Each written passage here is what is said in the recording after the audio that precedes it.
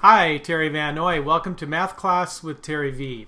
Hope this video helps you out, and if you enjoy it, please share it, comment, or like it. And you can also go to my website, MathPowerLine.com. It's a math resource blog, lesson videos for students, and other resources for parents and teachers. Give me a call or go to my website or email. All right, let's go to today's lesson.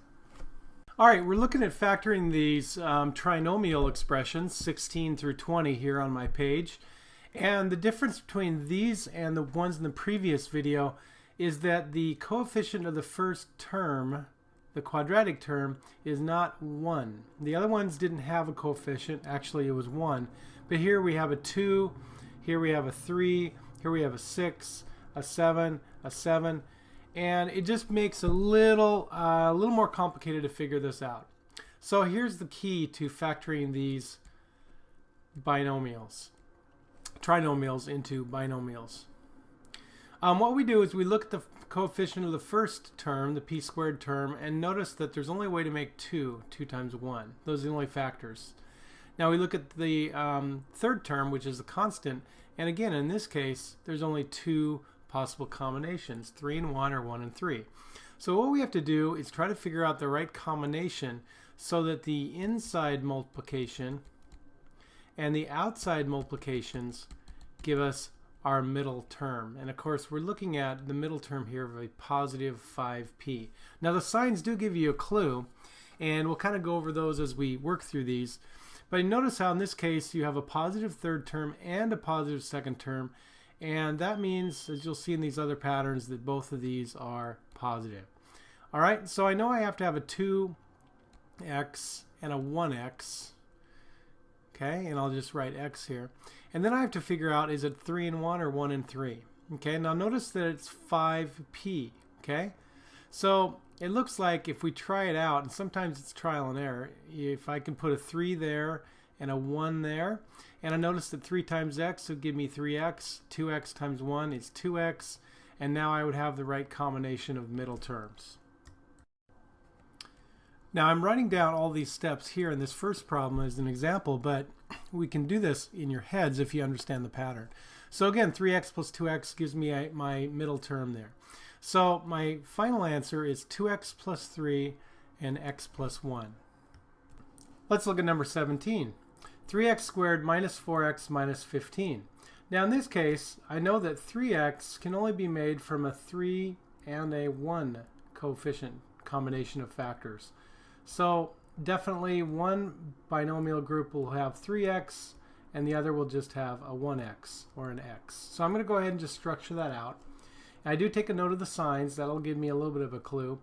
But here's another technique that you can use. 3x comes from 3 and 1. So I'm just going to kind of list those factors vertically. All right, then I have 15 in this case. Okay, ignore the negative sign for now. Well, 15 can be a 15 and a 1, or, and I'm going to skip a space down here, a 3 and a 5. So now the idea is to figure out the right combination. Is the 3 and the 1 here going to go with a 15 and a 1 or a 3 and a 5? That's what we have to figure out. So let's go ahead and just guess that we're going to do the 3 times 15 and a 1 times 1. Because of these signs here, I know it has to be a subtraction to give me this middle term of negative 4x. Okay, but 15 times 3 is 45, 1 times 1 is 1. No way to get that to work. And if I switch that around, 3 times 1 and 1 times 15, that would be a 15 and 3, and when we subtract, that's not going to work either. So 15 and 1 is not going to work as a pair of factors. Okay, I'm going to have to do 3 and 5 here. So if I do 3 times 3, that'd be 9. 1 times 5 is 5. 9 and 5, if I subtract that somehow, I can get 4. Now we just have to work on the signs. All right, so a 5 times an x is going to give me 5x right there. And the 3 and a negative 3 is going to give me my 9x, which is going to result in the proper middle term.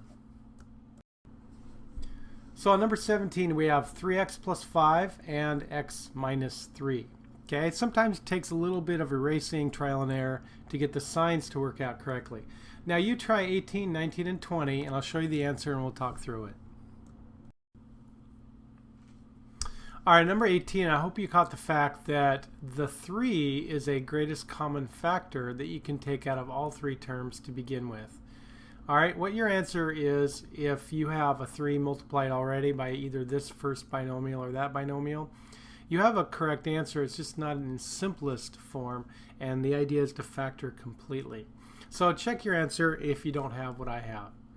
All right, now after we factor it out, factor the 3 out, we're going to get 2n squared plus 3n minus 14. All right, and then from that, we are going to develop these 2 binomials. Okay, so I'm missing a step here, but you see how you factor out the 3 first. All right, now notice how the inside terms gives me 7n, positive 7n, and these outside terms give me negative 4n. If I combine those together, that's actually a subtraction problem, and that gives me my 3n middle term factored out. Okay, a little bit tricky. It has a GCF to begin with. All right, now when we look at number 19, if you've tried it, if I have a positive 10 and a 1v right there, that gives me 10v in my inside multiplication. And to check it here, I have 7v times 7, that's 49v. And that does give me my middle term of positive 59v. Okay, so you have some combinations to try there. And finally, negative 8 times n is my negative 8n inside multiplication there. And 7n times 4 is 28n. And if I am combining those together, that is actually a subtraction problem that does give me 20n. So I hope those are enough practice problems for you. And good luck with all of your factoring. Thanks for watching. All right, there you have it. I invite you to go to my website now, MathPowerLine.com, or email me or give me a call. The way I work best with students is live online in my classroom. So if I can help you in any way, answer some specific questions, the first lesson with me is free as I show you how everything works. All right, study hard and take care.